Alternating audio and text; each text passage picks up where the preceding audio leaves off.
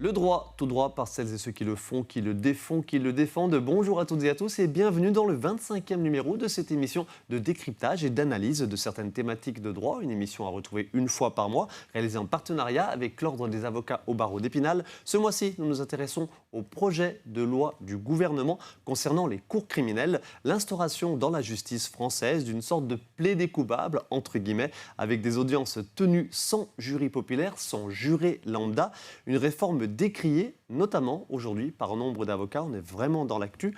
On évoque tout cela avec vous, Stéphane Journa, bonjour. Bonjour. Avocat au barreau d'Épinal, bien sûr, et bâtonnier de l'Ordre des avocats d'Épinal. Merci d'être avec nous. À vos côtés, Rojda Kokabé, bonjour. Bonjour. Avocate au barreau d'Épinal, dans votre propre cabinet. Tout à fait. Merci à tous les deux d'être là. On va se donner 20-25 minutes pour décrypter cette thématique d'actu, effectivement, puisque on parle aujourd'hui d'un projet de loi du gouvernement. Alors, qui dit projet de loi, c'est en discussion. C'est passé récemment, il y a 15 jours, au Sénat, ou la semaine dernière, pardon. C'est en cours d'étude prochainement à l'Assemblée nationale. Stéphane Journa, on a enregistré cette émission lundi, le lundi après-midi, donc hier après-midi, vous étiez d'ailleurs à la chancellerie. Sujet chaud d'actu. Oui, c'est un sujet chaud parce qu'en réalité, c'est un projet de loi qui porte atteinte à ce que sont les avocats. Un avocat, c'est quoi en matière pénale, et notamment en matière criminelle? Un avocat, c'est quelqu'un qui plaide, qui défend. Mais qui défend soit les accusés, soit les victimes. Et là, aujourd'hui, ce projet de loi, les avocats ne défendront ni les accusés ni les victimes. Puisque les victimes n'auront plus du tout de place dans ce projet de loi. Je vais vous l'expliquer. Et puis les accusés, on ne plaidera plus. C'est pas ça la justice. Il y a un problème aujourd'hui en France. On a 6000 dossiers criminels en stock. Ça, c'est le constat et on est d'accord et on le partage avec le gouvernement. On va parvenir dessus, mais notamment dû à la crise sanitaire du Covid qui a évidemment engorgé les affaires pendant 2-3 ans. Il y a 3 facteurs. Ce qu'il faut avoir en tête, c'est juste qu'en 2018, le juré populaire, c'est 1792. Jusqu'en 2018, ça a bien fonctionné. Pas de problème. C'était même la justice de luxe, disaient certains. Et en 2018, allongement des stocks. Pourquoi ? 3 critères, 3 facteurs. La période Covid. Évidemment, quand la justice ne statue pas pendant plusieurs mois, ça augmente les stocks. Deuxièmement, les affaires liées au mouvement MeToo.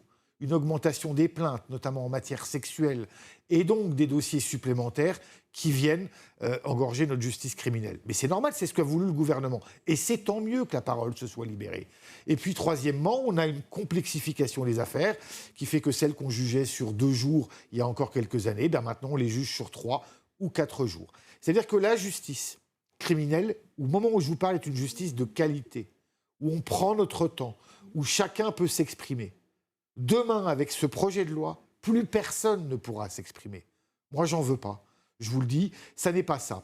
Il y avait une réponse. On est d'accord sur le constat. Trop de dossiers. OK ? Mais c'est une volonté du législateur pour donner la parole aux victimes. C'était bien.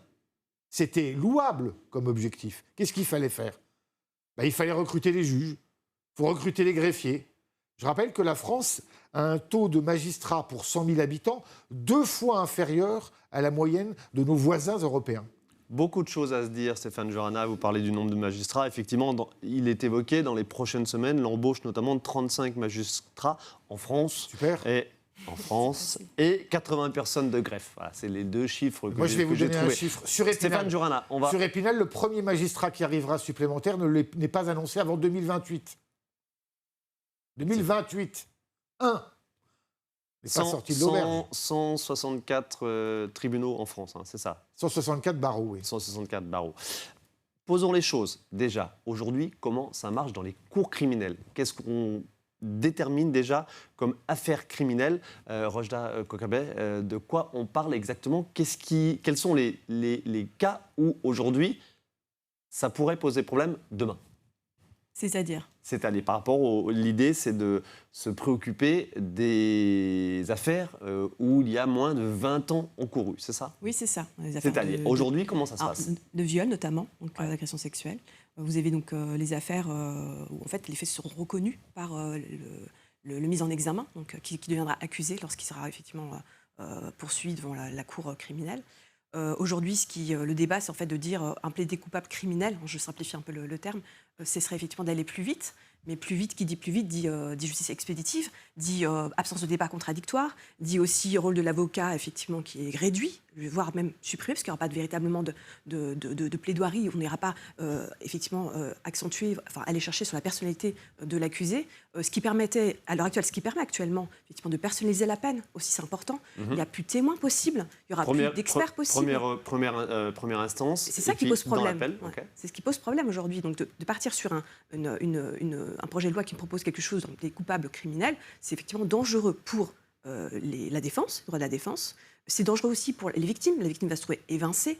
Elle n'aura plus la place, alors que vous avez quand même un projet qui se dit sur le respect des victimes, qui est intitulé comme tel. Je mets le doigt dessus comme c'est important. Exact, le terme exact, c'est projet concernant les cours criminels. Ah, j'ai mangé le terme, pardon. Le projet de loi sur la justice criminelle et le respect des victimes. C'est ça, effectivement exactement. Son nom. Donc la victime va se voir effectivement cantonnée au rôle de simple demanderesse de dommages à intérêts. Voilà, c'est tout. Elle ne va pas pouvoir entendre des excuses de l'accusé, elle ne va pas pouvoir comprendre comment il en est arrivé effectivement au passage à l'acte, elle ne va pas pouvoir effectivement saisir si il regrette vraiment ou pas, si elle ou il regrette vraiment les faits qu'il a commis, le crime qu'il a commis. Donc ça pose vraiment beaucoup de questions.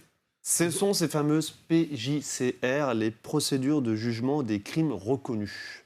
Il y a une évolution qui déplaît. Aujourd'hui, c'est quoi le projet de loi? C'est un accusé qui, lorsqu'il a reconnu les faits, peut aller négocier sa peine en catimini avec le procureur de la République.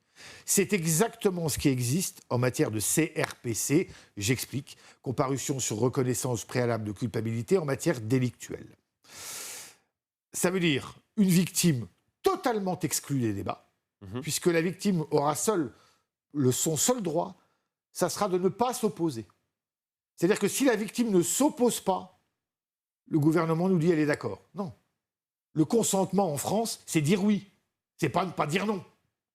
Donc nous, la première chose qu'on demande dans la modification, c'est que les victimes doivent accepter cette procédure. Oui, effectivement qu'on peut trouver des mécanismes. Moi, j'ai des propositions à faire. Mais le projet de loi aujourd'hui, c'est la victime ne s'oppose pas. Il y a ensuite un marchandage entre la défense et l'accusation. Et ensuite, il y a une audience de simple homologation. C'est-à-dire qu'on n'a plus de procès, plus de plaidoirie, plus de témoins, plus d'experts, plus de contradictoires.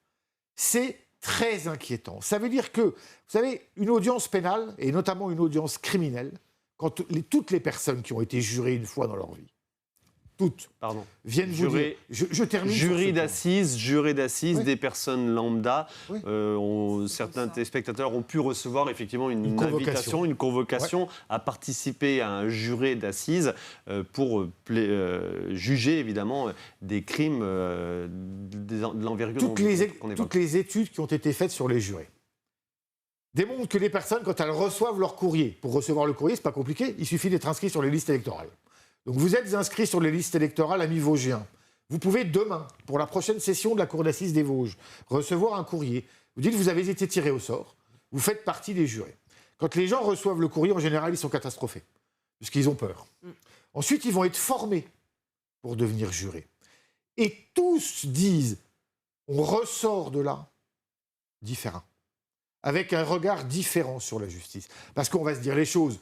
On a la discussion Café du Commerce, où c'est, mais tous, lui, il faut le condamner au maximum, c'est inadmissible. Et quand on fait œuvre de justice, quand on participe à la justice, on comprend que c'est pas si simple. On comprend que le crime, il a été commis par quelqu'un qui a peut-être une histoire difficile, que c'est pas si simple. Et les jurés disent tous, en sortant, je suis différent. Ça m'a donné un regard différent sur la justice. Ça m'a permis de mieux comprendre la justice. Et ce qui fonctionne le mieux, la cour d'assises en France, on veut nous la supprimer. Pourquoi ?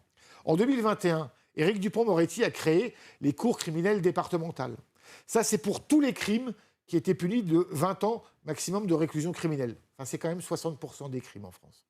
Donc aujourd'hui, vous avez déjà 60% des crimes. J'avais pas encore dit cette proportion d'importance. On parle de 60% des affaires criminelles en France. Donc 60% des crimes, en première instance, ne voient déjà plus de jurés.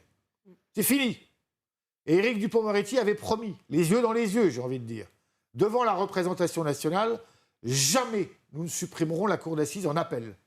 On est moins de 5 ans plus tard, et le nouveau garde des Sceaux, Gérald Darmanin, vient dire oh ben on va changer, on va mettre la cour criminelle départementale en appel. Ça veut dire qu'aujourd'hui, si ce projet est validé, 60% des crimes ne seront plus jugés par le peuple français. Moi, je vous le dis, la justice, elle est rendue au nom du peuple français, et il est bon. Et c'est depuis l'Ancien Régime que ça existe. On veut revenir à quoi? Aux lettres de cachet? Avant l'Ancien Régime? Moi, je crois au juré populaire. J'adore l'intelligence de nos citoyens. Quand on plaide devant nos concitoyens, ils comprennent. Et ils ne sont pas les mêmes hommes. Eh bien, il ne faut pas toucher, et j'ai envie de vous le dire, touche pas à ma cour d'assises. C'est sacré, c'est la plus belle juridiction.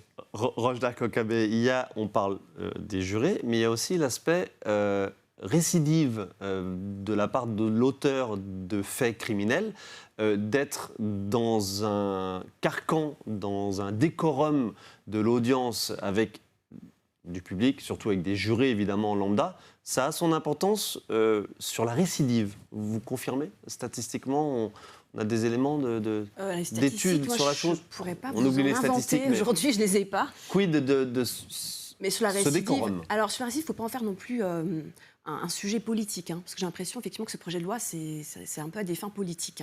On fait croire effectivement aux justiciables que ça va aller plus vite, que ça va être une justice meilleure, qu'on va effectivement traiter mieux les récidivistes ou pas récidivistes, parce que là, j'ai l'impression qu'on part du principe que tout le monde effectivement est présumé coupable. Pour M. Darmanin, il n'y a pas d'innocent. C'est pas du tout le sujet d'une loi. Une loi, elle est censée venir remédier à des problèmes. Le problème, alors, il serait effectivement plus intelligent et intéressant de partir sur des axes budgétaires. Effectivement, oui, on l'a évoqué. Il faudrait plus de magistrats, on l'a évoqué, plus de greffiers. Il faudrait aussi arrêter de minimiser le rôle de l'avocat, essayer de supprimer l'avocat. Donc la récidive en elle-même, moi, je n'ai pas de chiffres à vous donner aujourd'hui, mais juger quelqu'un, effectivement, lorsqu'il est en état de récidive, il est intéressant et primordial d'évoquer, là encore une fois, j'insiste, sa personnalité. Et donc, le rôle de l'expert est important. Donc, de rentrer dans des audiences, oui. À l'heure actuelle, de prendre du temps. Stéphane Jurana l'a dit tout à l'heure. En fait, le problème, il est simple. Si vous jugez quelqu'un, quand je dis vous jugez, si vous négociez avec quelqu'un dans un bureau, sans décorum, sans public, sans témoin, sans expert, sans victime, il n'a pas la même compréhension de la condamnation qui va lui être infligée. Quand vous passez devant une cour d'assises, ben vous avez cette audience qui crée quand même quelque chose et qui donc est de nature à lutter contre la récidive. Moi, je vais vous dire, aujourd'hui, ceux qui auront une PJCR, procédure de justice criminelle négociée, ces gens-là, ils n'auront même pas l'impression d'avoir été condamnés. Donc ça, c'est extrêmement nocif. De la part du gouvernement, je me fais l'avocat du diable. Et allez-y. Il y a notamment cette ambition d'éviter justement aux victimes la répétition d'audiences longues et éprouvantes. Je cite. Oui. Vous répondez quoi? Ben, je réponds comme la majorité des associations de victimes. Parce que vous savez, il n'y a pas que les avocats qui sont contre ce projet de loi. Vous avez les avocats, vous avez les journalistes qui estiment qu'effectivement... En l'occurrence, le syndicat national des journalistes. Oui, ben, voilà. C'est les journalistes. C'est un des syndicats. C'est un syndicat représentatif des journalistes qui est contre ce projet de loi. Ouais. Vous avez l'immense majorité des associations de victimes qui viennent dire un viol, ça ne se négocie pas. Un viol, ça se juge. Pourquoi? Parce que les victimes, elles ont besoin d'avoir en face d'elles la personne qui a commis les faits. Et le regarder dans les yeux et savoir pourquoi il a commis les faits. Ce n'est pas simplement comptable, la justice. La justice, c'est aussi savoir pourquoi et qui a commis les faits. Donc moi, ma proposition, on veut gagner du temps, pourquoi pas? Vos contre-propositions. Oui, contre-propositions. Il y a une dizaine d'articles, il y en a 3 qui vous chagrinent. Mais ils posent tous problème. Ah oui. Mais il y en a 3 qui sont des chiffons rouges. Okay. Il y en a beaucoup plus. Mais j'ai, sur l'article 1, celui qui crée la procédure de ce que vous avez appelé plaider coupable criminel. Qui d'ailleurs, c'est un mauvais mot, plaider coupable. Je l'ai mis entre guillemets, vous avez raison, dans le titre de cette émission. C'est plaider coupable, c'est pas comme dans les films américains. C'est le discours du garde des Sceaux, sauf qu'il n'y a plus de plaidoirie. Donc moi, je n'appelle pas ça plaider coupable. Donc moi, je lui propose un vrai plaider coupable. Et c'est ce que j'ai fait à la chancellerie. Quelle est la contre-proposition? Ça, c'est la mienne, et j'espère qu'elle deviendra celle de la profession. C'est de dire quelqu'un qui reconnaît les faits. Eh bien, il reconnaît les faits. On signe un procès-verbal de reconnaissance des faits. Et ensuite, on fait une audience, une vraie audience, avec la victime et son avocat, avec le procureur de la République, avec l'accusé, évidemment, et son avocat. Et puis, vous avez une cour de magistrats qui statue après avoir entendu les enquêteurs de personnalité ou l'enquêteur de personnalité, les témoins de personnalité, l'expert psychiatre et psychologue qui ont pu rencontrer l'accusé. Et en fonction de la personnalité de celui-ci, la Cour fixe une peine. Mais après avoir entendu toutes les parties, on peut faire cette audience sur une journée. Ça ne pose pas de difficulté, c'est possible. On rappelle que l'objectif principal de cette réforme, c'est effectivement de raccourcir les délais d'audience, de jugement, de procédure. Aujourd'hui, le délai moyen est de 3,7 jours. Ma proposition permet de descendre à une journée. On peut donc gagner 2,7 jours, ce qui est énorme. Mais attention, ça ne va pas résoudre tous les problèmes. Pourquoi ? Aujourd'hui, le délai moyen de traitement d'une affaire criminelle, il est environ, et je vous la fais simple, de 7 ans. D'accord ? Sur ce qui est énorme pour les victimes, mais évidemment pour l'accusé lui-même. Alors après, ça dépend. Géographiquement, nous, ici, on est un peu plus rapide, et il y a des régions où c'est un peu plus lent. Mais cette durée moyenne, elle se décompose de la manière suivante. Vous avez à peu près, j'arrondis, 18 mois entre la commission du crime et l'ouverture de l'information judiciaire. C'est-à-dire l'enquête, soit de flagrance, soit de l'enquête préliminaire. D'accord ? Ensuite, vous avez l'immense majorité du temps, l'immense majorité, 40 mois, c'est l'information judiciaire. Tout ça, on n'y touche pas dans le projet de réforme. Donc ça fait déjà 5 ans sur lesquels on ne va pas pouvoir progresser. On ne touche qu'à la phase d'audiencement, qui est aujourd'hui, grosso modo, de 18 mois. Estimez-vous qu'il y a moyen de toucher à ces 40 mois de l'information judiciaire ? Mais c'est là qu'il faut aller toucher. Exactement. C'est là qu'il faut aller travailler. C'est là où on doit gagner du temps. Aujourd'hui, les magistrats instructeurs, en moyenne, en France, traitent 110 dossiers par juge. D'accord ? À côté de ça, ils ont d'autres activités. Ils doivent aller présider le tribunal correctionnel. Ils doivent être assesseurs devant les tribunaux correctionnels. Ils ont plein d'autres missions. On estime qu'ils consacrent au dossier criminel 1,5 jours par an. Ce n'est pas admissible. Comment voulez-vous qu'un juge d'instruction aille travailler sur ces dossiers criminels en ayant 1,5 jours ? Il faut donc trouver une possibilité pour que cette phase d'instruction aille plus vite. Parce que c'est là où on perd du temps. Ce n'est pas à l'audience, c'est à l'instruction qu'on perd du temps. Rojda Kokabe, ça veut dire quoi ? Plus de juges d'instruction ? Oui, c'est on votre souhait, l'a bien sûr. suffisamment dit, je pense, aujourd'hui, effectivement, plus de juges. Peut-être aussi en fonction des tribunaux, la taille des tribunaux judiciaires. On n'a pas tous la même taille, donc en fonction effectivement des nécessités de chaque tribunal. Donc revoir un peu la carte des tribunaux et puis répartir un peu mieux les magistrats, les greffiers, parce qu'on oublie aussi les greffiers, c'est important. Un juge sur greffier, ça ne peut rien faire. Exactement. D'où les 2 chiffres que j'ai cités, mais on a bien compris que pour vous, c'est pas grand-chose. 35 magistrats dans le cadre de ce projet de loi présenté par Gérald Darmanin, présenté par le gouvernement. L'embauche dans les prochaines semaines de 35 magistrats et 80 greffiers et greffières. Mais pour moi, ça veut pas dire grand-chose. Mais est-ce que pour toute la France, 164 juridictions, 164 barreaux, 35 magistrats, si vous voulez qu'on fasse avec ça. Vous pensez que c'est ça qui va permettre de rattraper le retard ? Évidemment que non. Le nombre de juges d'instruction que vous souhaiteriez ? À Épinal, par exemple, il y a 3 magistrats instructeurs. Pour toutes les Vosges. Pour toutes les affaires. Pour toutes les affaires. Correctionnelles et criminelles. Comment voulez-vous qu'ils s'en sortent ? C'est pas possible. Donc, première réforme et première proposition. Un juge d'instruction, aujourd'hui, quand il change, quand il est muté, puisqu'ils sont mutés très régulièrement, la moyenne c'est tous les 3 ans, quand il s'en va, son remplaçant est nommé après son départ. Il arrive, il perd déjà au moins 6 mois pour prendre connaissance des dossiers.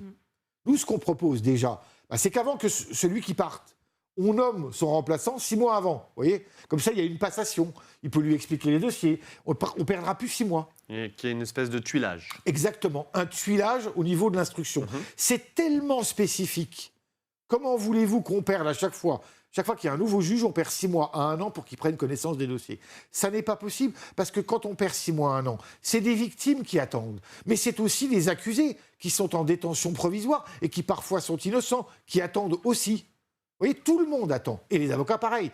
Donc, on peut aller gratter du temps partout, mais pas en sacrifiant la qualité. Stéphane Jorana, Rojda Kokabe, je l'ai dit en introduction, le projet de loi a été présenté au Sénat, a approuvé globalement Oui. au Sénat. Alors, il y a eu un certain nombre d'amendements, notamment qui a remis la cour d'assises en appel des cours criminelles départementales. C'était une de nos revendications. Mais il y a encore plein de choses à faire. Et le garde des Sceaux nous a ouvert la porte. D'où le passage de ce texte prochainement à l'Assemblée nationale. On ne sait pas quand. C'est un projet de loi du gouvernement, donc c'est le gouvernement qui a la main. Allez, on va faire un peu de politique politicienne, fiction politique. Comment vous sentez les choses, tout simplement? Bah, écoutez, moi, je suis Puisque, assez- on l'a bien compris, ce sont les parlementaires qui ont la main désormais. Vous l'avez dit, ce texte a été voté au Sénat avec une opposition de tous les partis de gauche, avec l'immense majorité des centristes et le groupe Les Républicains qui ont voté pour. Et il arrive à l'Assemblée nationale. Ce que nous savons aujourd'hui, il va arriver à l'Assemblée nationale. Pour l'instant, on n'a pas de date. Très étrange, puisqu'on est quand même dans une procédure parlementaire accélérée. C'est le choix du gouvernement. Et on n'a pas de date. On peut vraisemblablement penser qu'il sera étudié entre la deuxième quinzaine de juin et début juillet. Ok. Si le gouvernement... On note, on retient, on se projette. Si le gouvernement maintient, puisque nous, on lui demande le retrait, mais s'il maintient son texte, nous savons d'ores et déjà qu'a priori, à l'Assemblée nationale, les groupes de gauche voteront contre. Donc tout va se jouer avec le Rassemblement national. Moi, j'appelle les parlementaires, les députés Rassemblement national à s'opposer à ce texte. Parce qu'encore une fois, les victimes ne sont pas prises en compte. Parce qu'encore une fois, c'est pas comme ça qu'on va réussir. Et puis, on a parlé de l'article 1, mais parlons aussi du régime des nullités.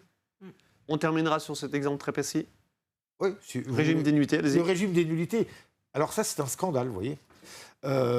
Qu'est-ce que propose le gouvernement? Le gouvernement propose que les avocats, lorsque nous détectons un vice de procédure, mais un vice de procédure, il faut arrêter de croire que c'est l'invention des avocats. Un vice de procédure, c'est quand notre état de droit n'a pas été respecté. Si Vous on vous reste... appuyez évidemment sur des textes Et on s'appuie législatifs. sur la Constitution, sur le Code de procédure pénale, qui édicte un certain nombre de règles. Ces règles, elles existent pourquoi? Ben, elles existent pour éviter qu'un policier ou qu'un gendarme fasse n'importe quoi, pour éviter qu'on puisse accuser quelqu'un à tort. Donc on a un certain nombre, et c'est notre socle commun, ce qui fait la démocratie, ce qui fait l'état de droit. C'est ce socle commun fait qu'on vit ensemble, vous voyez, avec des règles. Et là, le gouvernement dit, les avocats, lorsque vous détectez un problème de procédure, vous allez devoir déposer vos conclusions 5 jours ouvrables avant l'audience du tribunal correctionnel. On pourrait se dire, oui, c'est pas très grave, 5 jours ouvrables. Sauf que je vous donne un exemple. Si l'audience du tribunal correctionnel a lieu un lundi matin, les jours ouvrables, le dimanche et le samedi, ils ne comptent pas. Vous comptez votre vendredi, votre jeudi, votre mercredi, votre mardi et votre lundi, ce sont les jours ouvrables. Vous ne comptez pas votre dimanche et votre samedi précédent. Donc vous devez déposer vos conclusions de nullité le vendredi d'avant. Le vendredi d'avant, c'est 10 jours avant l'audience. En matière pénale, le délai de citation dans les audiences, c'est 10 jours. Ça veut dire que la personne qui est citée le dernier jour devra, dans la même journée, trouver un avocat. Lequel avocat devra obtenir une copie de la procédure, devra l'étudier, devra envoyer. C'est impossible. Ça veut dire qu'avec ce projet de loi, en l'état, on empêche de nous faire permettre de respecter l'état de droit. Moi, je vous le dis, les avocats, ils n'inventent pas les nullités. Ils soumettent au juge une difficulté. Et c'est le juge qui tranche. Une nullité, on n'a pas précisé, qui aujourd'hui peuvent être prononcées le jour de l'audience, Mais le matin de l'audience. Aujourd'hui, vous pouvez soulever vos moyens procéduraux à l'audience. Et ça pose pas de problème. Et c'est comme ça depuis toujours. Exemple très précis où on comprend effectivement votre engagement contre ce projet de réforme avec des contre-propositions que vous avez évoquées. Merci à tous les deux de votre participation à cette émission. Affaire à suivre donc concernant ces cours criminels, ces affaires criminelles. Je l'ai dit en introduction, il y a le plaidé coupable entre guillemets, mais on n'a pas de plaidé coupable dans la justice. Sans plaidoirie. Voilà. On a bien compris le sujet. Il y a plein de choses à se dire. On aura certainement l'occasion d'y revenir. Une actu qu'on va suivre, bien sûr. Merci à tous les deux. Bonne continuation. Merci. Merci à vous de votre attention. On se retrouve la semaine prochaine pour une nouvelle émission.